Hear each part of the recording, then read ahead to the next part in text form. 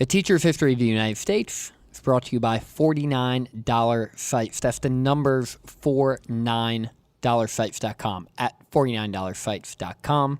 Their dedicated in-house team specializes in streamlining the site creation and maintenance process, all for $49 a month.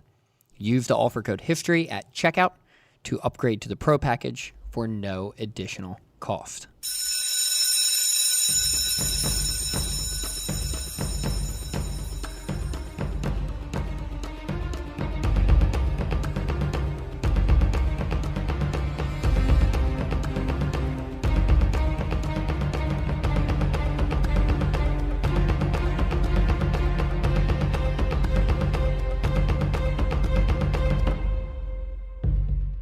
Hello, class. Welcome to A Teacher's History of the United States. Thank you so much for joining us again today. Did you know that John Adams wasn't too thrilled with Thomas Paine, calling common sense a disastrous meteor? And did you know that Thomas Paine is nicknamed by many to be the, quote, father of the American Revolution? And did you know that it is estimated in 1775 that only 1/3 of the American people supported a move for independence? Did you know all of this? Maybe, maybe not. Get your notebooks out, because today we will learn that and more in episode 58. According to Thomas Paine, this revolution was common sense. Hello and welcome into episode 58. Thank you so much for joining us today. I am being joined by my fellow history nerd, Mr. Bill Gorman, and he is back again. And this time we're going to be talking about Thomas Paine and his very famous pamphlet and very influential pamphlet, Common Sense. Bill, what's up, bud? Hey, Chris. Good to be back. A couple housekeeping notes right up front. What's up? As a frequent listener of the pod. Of course. Yeah, not just when I'm on, by the way.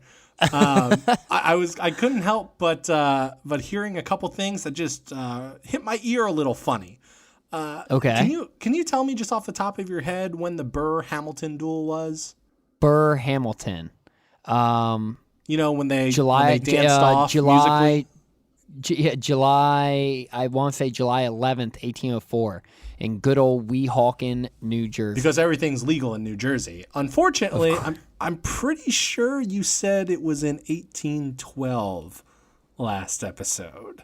So did I? Yeah, just putting you on blast here. Well, I appreciate that. Ooh, right on the hot mic. I appreciate that while we're recording. Okay, good. Well, I'm glad you pointed that out. So anyone who listened to last episode, the battles of Fort Ticonderoga, Quebec, and all that we covered in episode 57. I do remember that because I was talking about Aaron Burr escaping the Battle of Quebec alive and how truly terrible that was for the country because he eventually killed Alexander Hamilton. And apparently I said he did that in 1812, not 1804. So I apologize, listeners, for that. Since we're talking about the Battle of Quebec, Chris, have you looked at a map recently?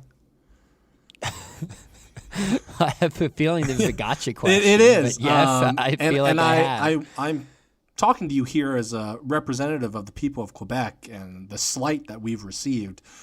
You calling us a pizza slice. It's not a pizza slice, Chris. And I know you've got little kids and you're trying to teach shapes, and it does us no good to get the geometric shapes incorrect. Yeah, and actually, after I put up the recording of episode 57, I actually had a listener reach out, and she asked for, she said, it would be really helpful if you put up images of the battles or the things that you're talking about on the Facebook page. So I will do that. Moving forward, I'll be putting stuff up on the Facebook page. And one of the things she pointed out was I would really love to see what Quebec looked like and see this pizza slice. And then I went and looked it up and sent her an image. And as I was sending it to her, I realized, oh, wow, yeah, this doesn't really look totally like a pizza slice. My memory misled me a bit. So thank you for reaching out, loyal listener Nikki, for reaching out. But yeah, it's not, it's like a pizza slice with the cheese that's just sort of flowing over the pizza. It's not, like a perfect triangle. It's a bit of a blob. But it is like a triangle at the end, and I was trying to make it as easy to picture as possible. But I will post up that photo that I sent to Nikki of Quebec, so you can see it where Montgomery and where Arnold went, and there might be a couple things from today's episode that I'll post up on the Facebook page, and I will be doing that more often, and so that way I don't have to describe things like my favorite foods. You can just go on the Facebook page and look at the map, so that will be helpful to me. But thank you, Bill. I appreciate the very constructive feedback you gave me. And that's good. That's good. We're taking the pod to another level. You are welcome. With your type, yeah. With your type of critical analysis of my recordings and proof that you do listen to the show, right? Yeah. Oh yeah. Sort of. Okay. Yeah. Of course. Okay. So let's jump right into it. Bill, why are you joining me today, man? What are we talking about today? Oh well, I'm here because Thomas Paine is my favorite T-Pain. He narrowly beats out this guy. What's your name? Let me talk to you. Let me buy you a drink. I'm T-Pain. You know me. Convict music never pose. Okay, so Thomas Paine's your favorite over T-Pain. Correct. Narrowly. Okay. Narrowly. Yes. Well, T-Pain hasn't started a revolution yet, right? Well, yeah. And that's what we'll be talking about in today's episode. So today, Bill and I will be all joking aside, because we're going to get really serious today, Bill, because we're talking about the beginnings of revolution, planting the seeds for revolution. So kidding aside, Bill and I will be diving into Thomas Paine and the famous pamphlet Common Sense that he wrote that was distributed in early 1776. And today we'll be giving some context around Thomas Paine and around Common Sense. We'll be giving some analysis of it and then talking about the impact that it had during the time period with which it was distributed.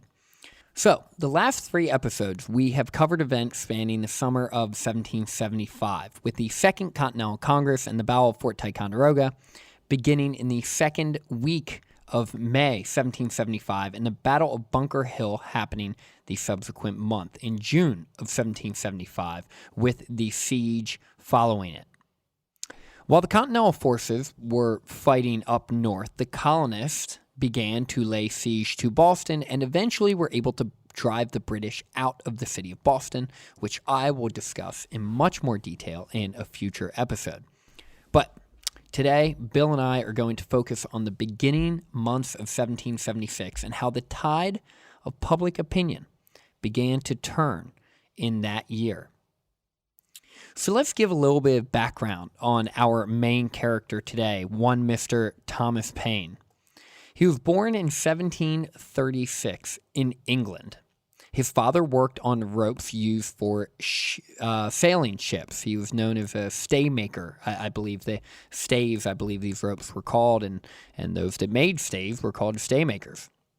He created his own business that failed and bounced around a bit until he landed as a school teacher in the town of Lewes in County Sussex, which had a pretty long tradition of being pro-Republican and anti-monarchy.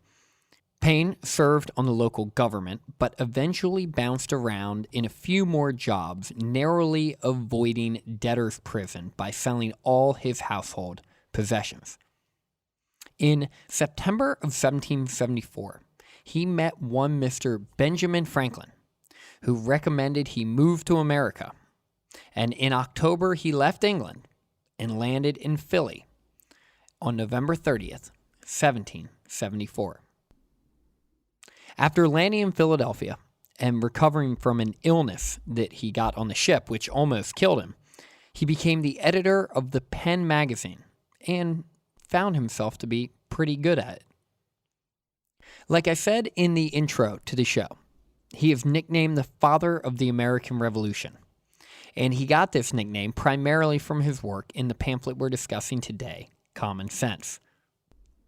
This is a pamphlet in general, the general idea of this pamphlet is supporting the idea of revolution. And one of the things that separated this pamphlet from others was it was written in such an easily understandable and relatable way.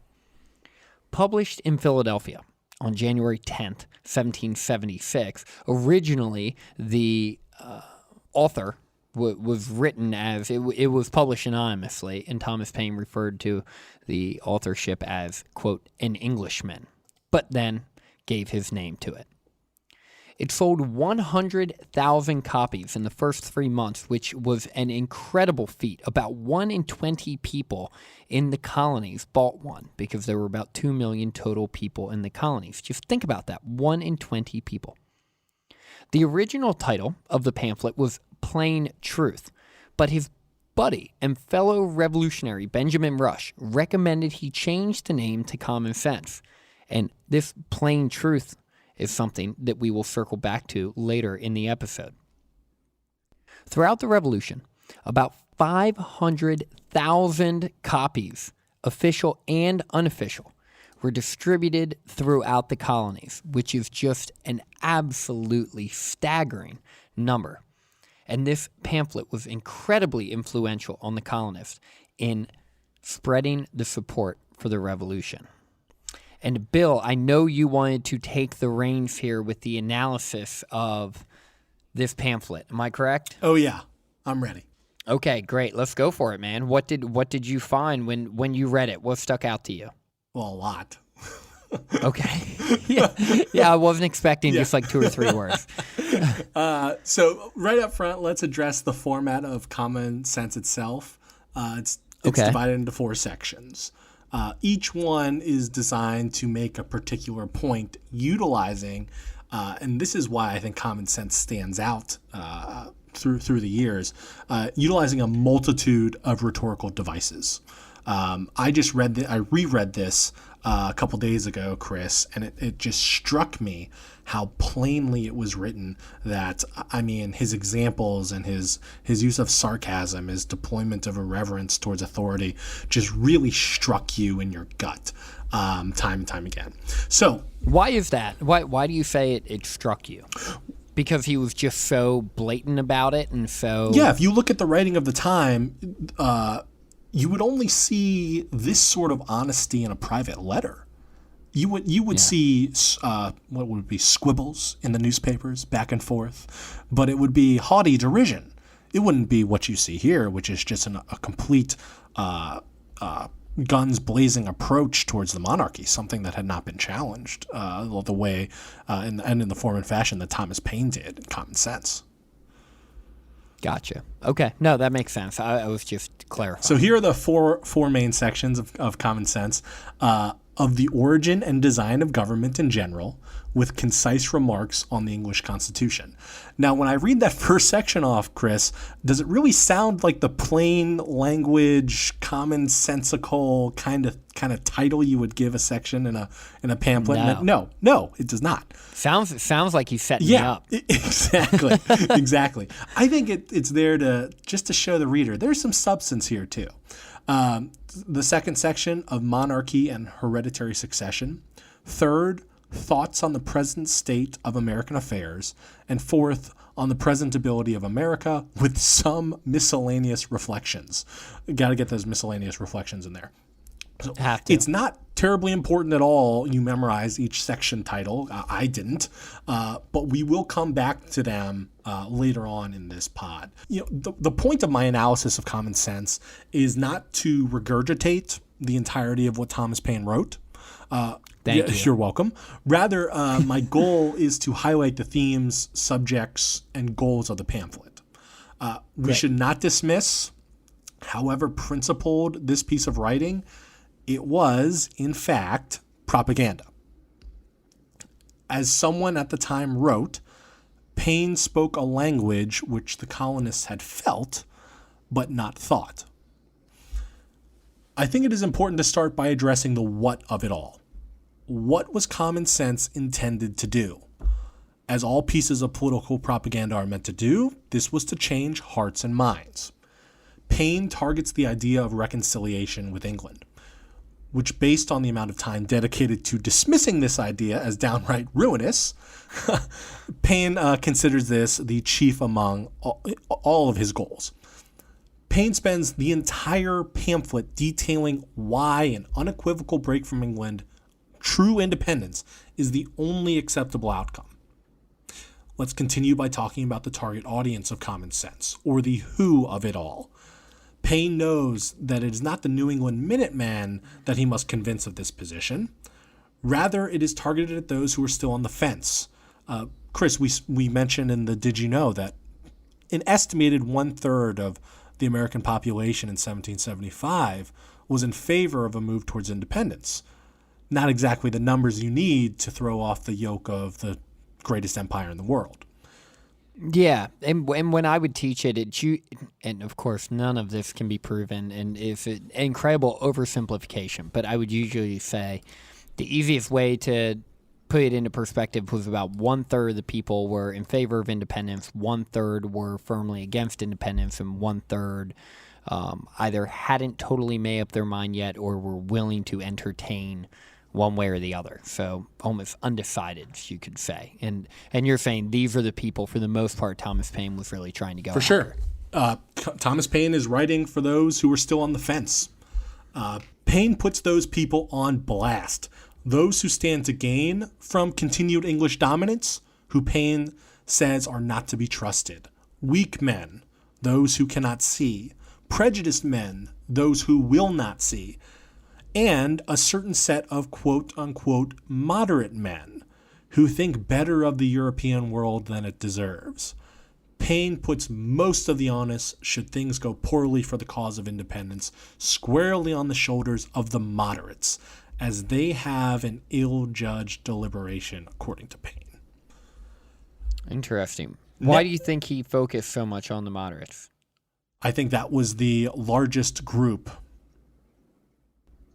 Well, yeah, and I also think that the moderates probably were, for the most part, the undecided, so to speak, were the people who, in their hearts, recognized the value, validity, and even justification of revolution. But because of a personal or professional situation, they weren't able to wholly buy into the idea of it.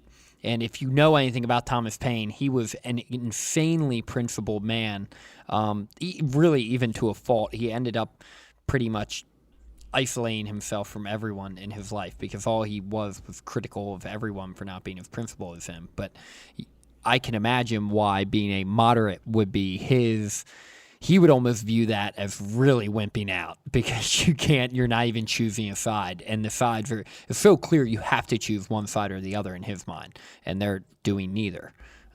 Just the ultimate lack of courage. I think that's right. And so we have the who and the what down. Next, we have the why of Common Sense. We ask this in two parts. First, why should Americans want for independence? And second, why is that want common sense? This is the component that Paine spends the majority of his time explaining. And it is also where we will spend a little more time deep diving into. Right out of the gate, in Paine's introduction, he declares, "The cause of America is in a great measure the cause of all mankind." He declares this as a plain truth, as common sense. In Paine's first section, he takes us through why we have a government in the first place. This is, he's setting us up from the ground level. So he takes us through why we have a government in the first place, i.e., because the constraints of society, what he sees as the precursor of government, are ultimately unable to stymie the vices of our nature. Paine then follows logical progressions regarding when a society grows larger and larger, that for our natural rights to not be denied, the people must have a say in their government, or else it is tyranny. Paine takes aim at the Constitution of England. As Paine sees it, it is based on two ancient tyrannies, albeit compounded with some new republican materials. The first tyranny is the monarchical tyranny of a king. Did I pronounce that correctly? Yeah, I think that was right. Yeah, we'll go with it. The second is the aristocratical tyranny of the nobles. Paine considers the republic. Okay, I have to stop you there because I'm pretty sure the word's just aristocratic.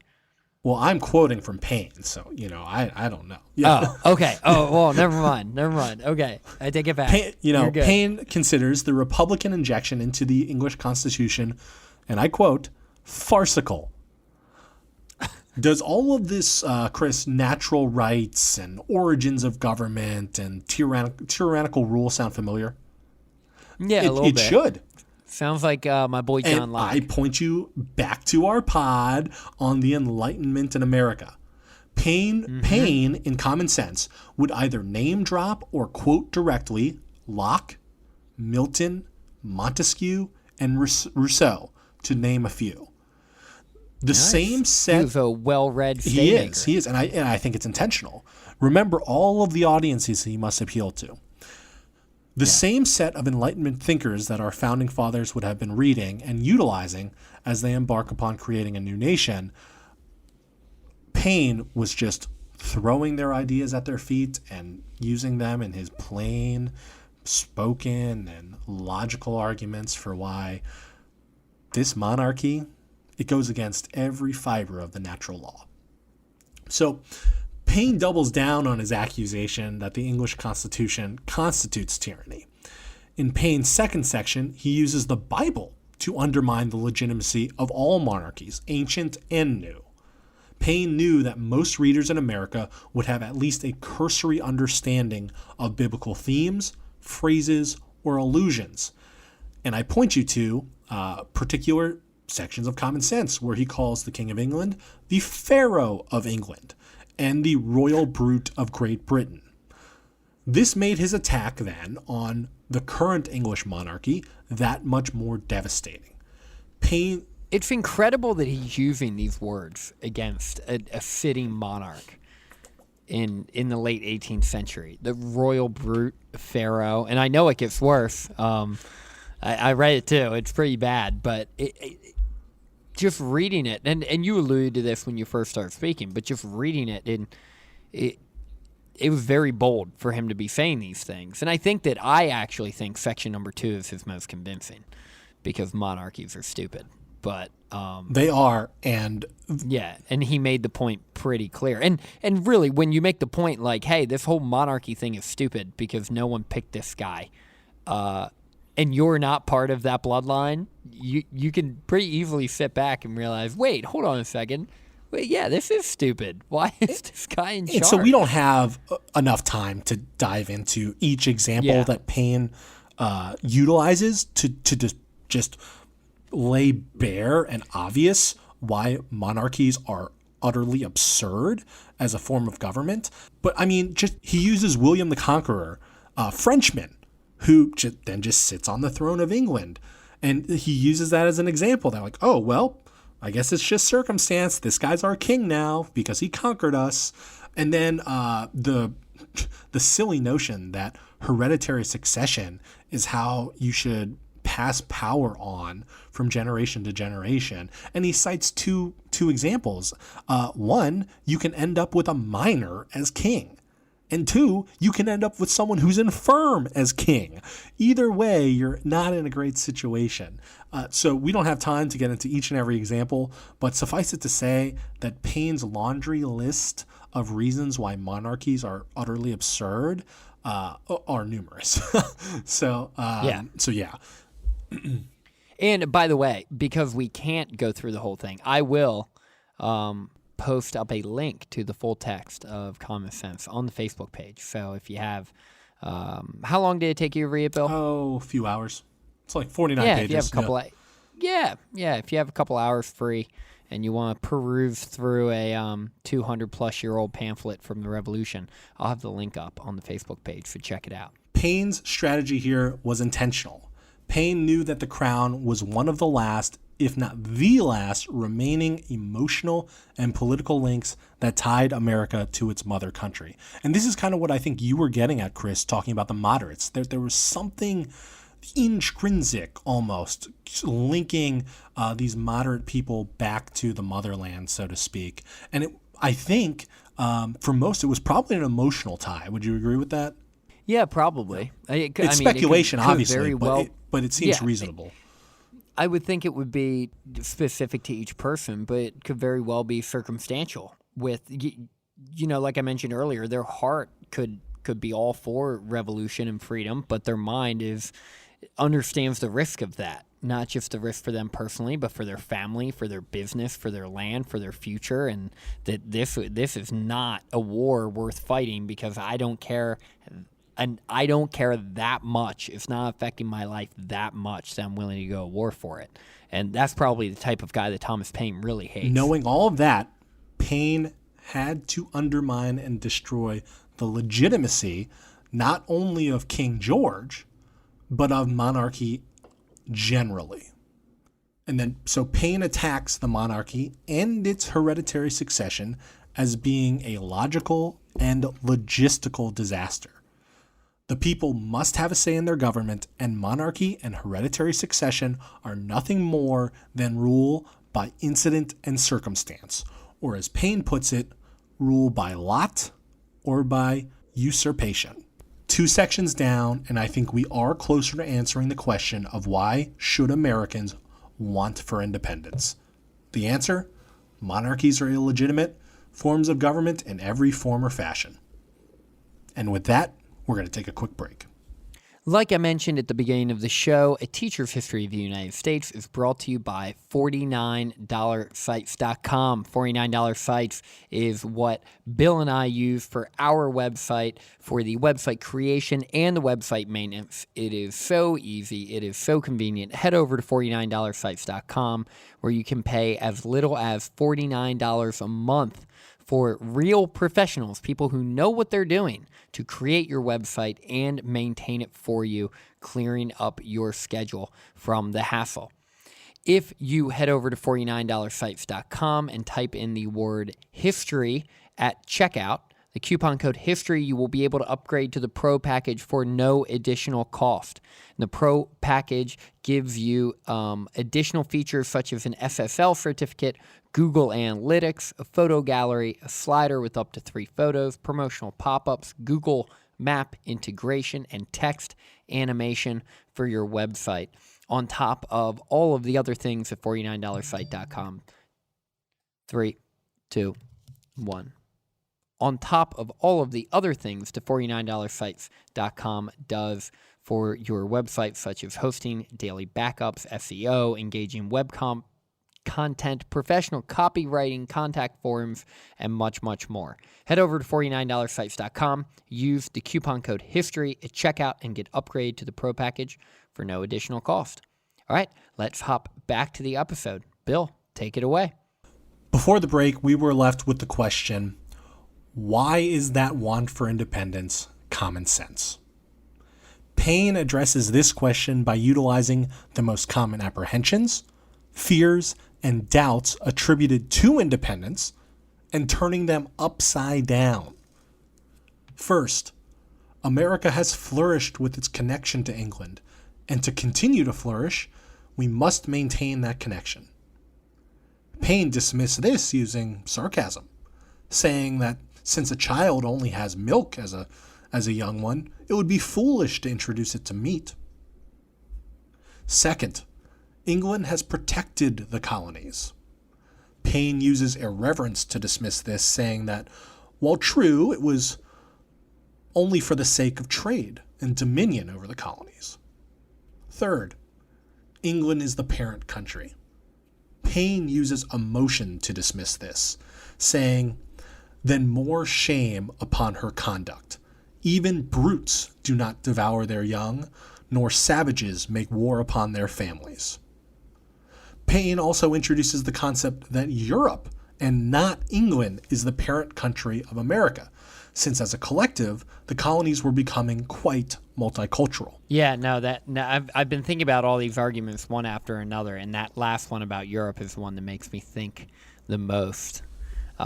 Because I'm not sure I buy that one. The other ones I definitely do. I'm not sure I buy that one as much. And by the way, the analogies he makes with the parent and child are pretty brutal. Oh, devastating. So his arguments, especially the ones that cut you viscerally, are his most impressive in my opinion. Obviously, the use of sarcasm, just mockery generally are good, but the ones where he just cuts right to your core, I think those are the most effective. Yeah. He basically just tells you that if you think this, you're wrong. Yeah. And not only are you wrong, but you're really wrong. But what Paine has done, though, is through the first two sections of his pamphlet, he's established that there is only one right side to this debate. And that I'm going to go ahead and dismiss one by one all of your arguments until you see that there is only one right side to this debate. From his perspective. It's almost like it's common sense to agree sort with of, or a plain truth. But we'll get into more of that later. We will. Paine also asserts that European entanglements are only a negative. American trade and commerce is what will set us apart, and we will work with all nations and not be subject to any kingdom or empire. Europe is too volatile and susceptible to conflict. Evidence of that volatility and harshness is manifest in the current punishment being doled out on the citizens of Boston due to the Intolerable Acts. Chris, recall back to our episode on the Intolerable Acts where we talked at length about how the rallying position around the suffering people of Boston after the closing of the port of Boston hurt these people, hurt them in their wallets and their stomachs, and Paine knows it. Paine knows it, and he's using it in his arguments. It's really good stuff for me. Yeah. From a practical standpoint regarding governing, the simple fact of the matter is that governing the American continent from Europe is not tenable. Half measures would simply codify the king's dominion over the colonies. America would be a land caught in between. That uncertainty would disable America's ability to grow. And I have to tell you, this is an interesting argument that Paine made. Immigrants who have built the country would be less likely to come, and those currently present would do well to quit the continent altogether. I thought you'd find that interesting. The final... Well, he's an immigrant, so he was. It makes sense. He perhaps had a bias. Yeah. The final piece to why it is common sense to want independence is acknowledging the break isn't that high a hurdle. This is where he drives home the point, that it's not some lofty pie-in-the-sky ideal. He makes an argument, plain and simple. Again, sort of common sense. He says republics are less likely to civil war. Not one of his best predictions, but still an argument he makes. The pathway to a representative continental Congress is already afoot. The ingredients to a government charged with securing individual and collective freedom is present. Chief among them, freedom of speech and exercise of religion. America also has the military capability to defeat the English. Paine institutes the axiom that the British have much more to lose, therefore they will be more cautious. I think most of the common perception, to borrow a word, of the British Empire versus the American colonies is that we are facing a juggernaut. And as a collective, the British Empire was a juggernaut. However, when you're stretched thin like that and trying to rule a globe, it can be hard. You can be hard pressed to quash a rebellion when only using a portion or a fraction of your total forces or total navy. Yeah, and that's something we'll get more into. And there are obviously other factors that go into this too. But yeah, when you're only using a small portion of what you can do on someone else's homeland, there are a lot more emotions and a lot more willpower in defending something than attacking something. Because the fear, the pain in the future, the idea of fear is what drives you and what keeps you up at night. And the British troops didn't really have that, whereas the colonists did. And we could talk about this forever, so I will just shut up. Thank you for shutting up, Chris. You're welcome. So, and because I'm coming to it, I'm wrapping it up. In the end, the answer to why it is common sense to want independence is because the values in America are of a natural right.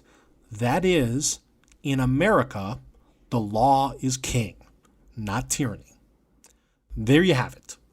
Paine answered the who, what, and why of how it was common sense to want independence from England. He used irreverence, emotion, sarcasm, and humor to dismiss reconciliation ideals. He deployed a plea for reason and logic to dismantle the history and legacy of the monarchy.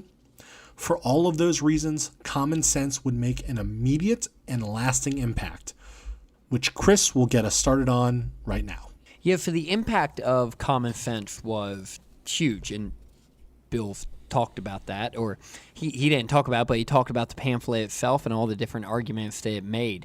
The idea that monarchy is just illogical, does not make sense, that the colonies had the capabilities to defeat Britain at war, and the colonies had the makings of a republic.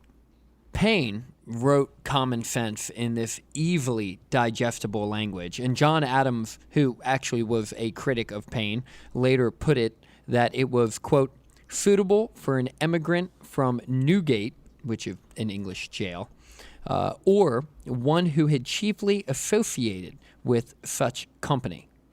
And, of course, he brought up the references of the royal brute of England, which, Bill, you brought up, and the blood upon his soul, which you also brought up, and a few other examples, basically saying how Thomas Paine made this easily digestible and understandable for the common man, and that is what made this pamphlet so incredibly popular.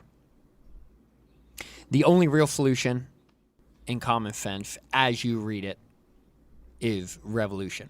And Thomas Paine lays out all of the objections, all of the counter-arguments to it, and he tears them apart one by one, and of course eliciting as much emotion throughout the process as he possibly could. Now, I mentioned that Thomas Paine's original title for Common Sense was Plain Truth, and he was talked out of it by Dr. Benjamin Rush and decided to name it Common Sense instead.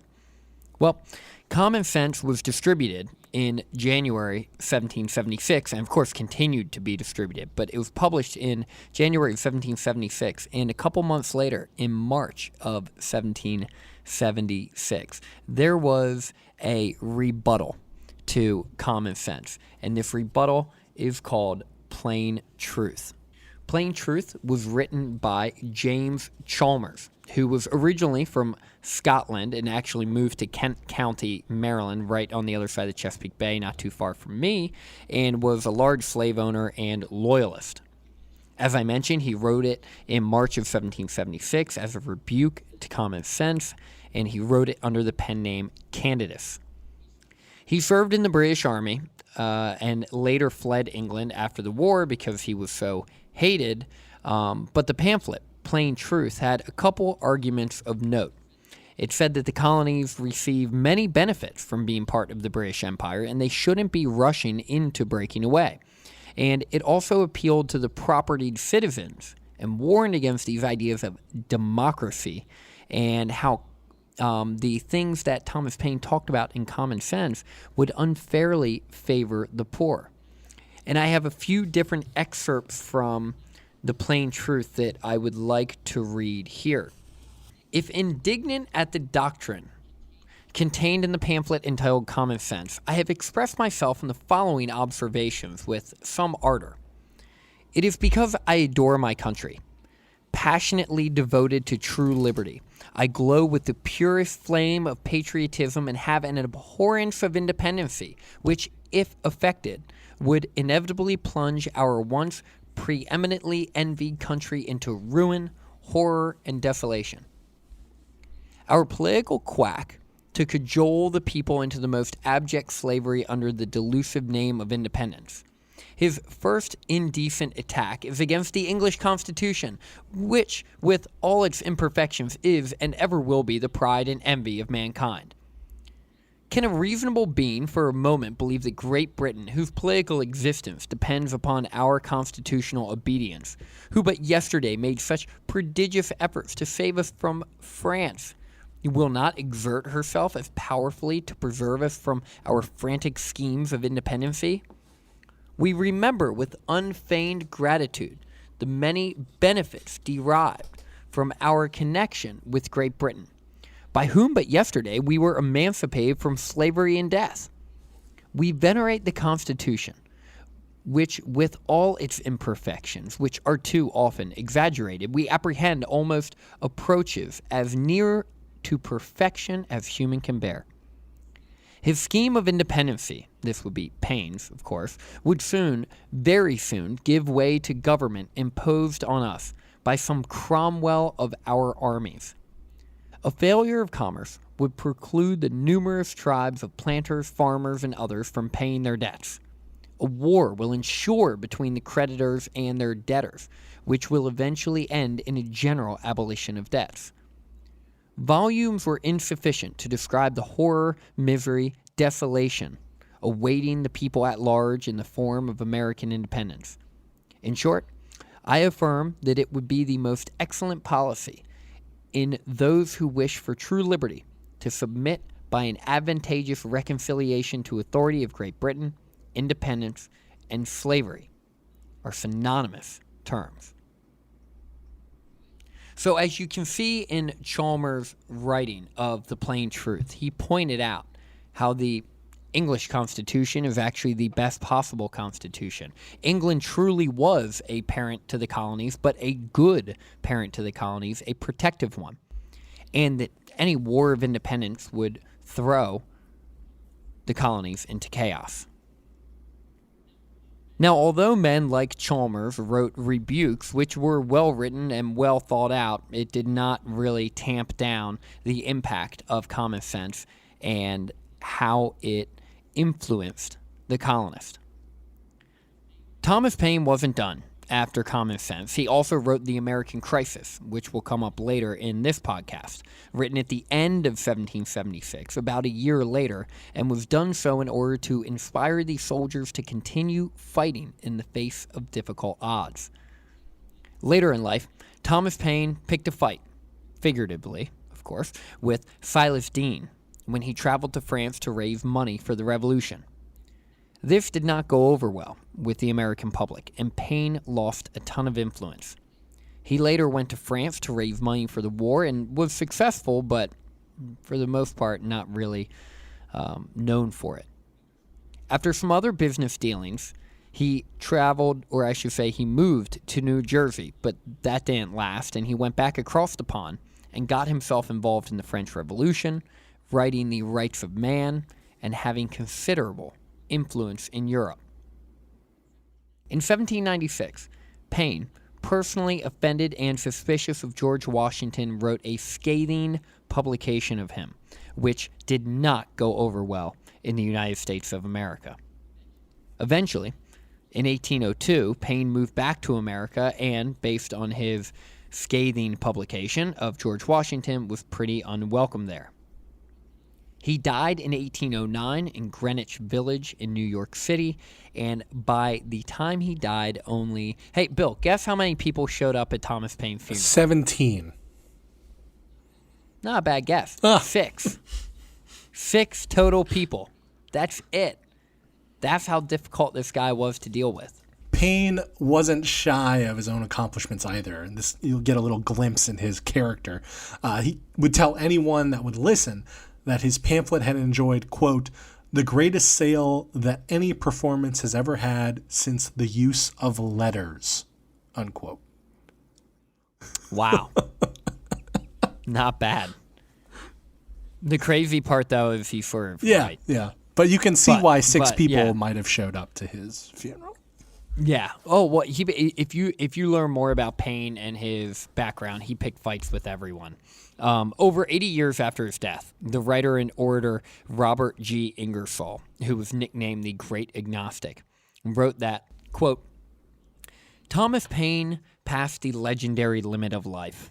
One by one, most of his old friends and acquaintances had deserted him, maligned on every side, execrated, shunned, and abhorred, his virtues denounced as vices, his services forgotten, his character blackened. He preserved the poise and balance of his soul. He was a victim of the people, but his convictions remained unshaken. He was still a soldier in the Army of Freedom and still tried to enlighten and civilize those who were impatiently waiting for his death. Even those who loved their enemies hated him, their friend, the friend of the whole world, with all their hearts. On the 8th of June, 1809, death came. Death, almost his only friend. At his funeral, no pomp, no pageantry, no civic procession, no military display. In a carriage, a woman and her son, who had lived on the bounty of the dead, on horseback, a Quaker, the humanity of whose heart dominated the creed of his head. And, following on foot, 2 Negroes filled with gratitude, constituted the funeral cortege of Thomas Paine. So, a pretty sad end to a remarkable man, very influential man, and someone who is directly responsible for the outbreak and success of the American Revolution. Bill, before we sign off on this episode, do you have any last words, anything you want to add? Actually, Chris, I do have one last thing. Due to our over-eagerness to get into my Man, T-Paine's common sense pamphlet, we neglected to talk about the Patreon page, which all you listeners can go to. You can access it from our Facebook page. You can go there directly. What is it? ateachershistory.com/Patreon. Patreon.com/ateachershistory. So I was just wrong. It's a good thing one of us know what the hell is going on around here. So that's good. That's So that's out there, folks. That's out there. Yeah. No, we would really appreciate the support. There are a few different tiers you can subscribe to, and there's also some extra things on there. And we'll be doing a Q&A soon to put up on the Patreon page. And then I'll be doing a solo Q&A also to put up on the Patreon page. And then we are on video right now on Zoom, Bill, which will be up on the Patreon page. So check it out, and we really appreciate the support. Next week, Bill, you'll be back on, right? Yes, I will. I'm pumped. Okay, great. Episode 59, Bill and I will be diving deep into the background and debates over the Declaration of Independence, the writing of the Declaration of Independence, and all the men involved, not just one Mr. Thomas Jefferson. So check that out next week, and hopefully now you can take pride in knowing just a little bit more about the history of the United States. Class dismissed.